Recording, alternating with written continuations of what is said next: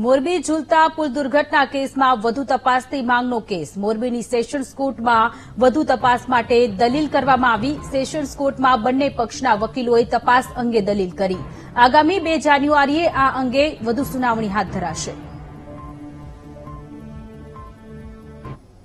પરિવારમાંથી 6 જણા વયા ગયા છે। આ વસ્તુ જે સરકારી વકીલ બોલ્યા એમાં જરાક દુઃખ થયું હતું, પણ ન્યાયાલય ઉપર આપણે ભરોસો હતો કે એમાં આ જામીન અરજી રદ થઈ એમાં બહુ સારું એમ કે આપણને ન્યાય ઉપર ભરોસો વધી ગયો એમ હતો, એના કરતાં વધી ગયો એમ। તે 12 મહિનાથી અમે લડાઈ લડી ગઈ અને ન્યાયતંત્ર ઉપર અમને પૂરેપૂરો ભરોસો છે અને અમારા જે ભરોસો છે એ કાયમ છે। અમારો ભરોસો આજ સુધી તૂટ્યો નથી અને હજી અમને એટલો વિશ્વાસ છે કે અમારો ભરોસો તૂટશે નહીં, અમને પૂરેપૂરો ન્યાય મળશે।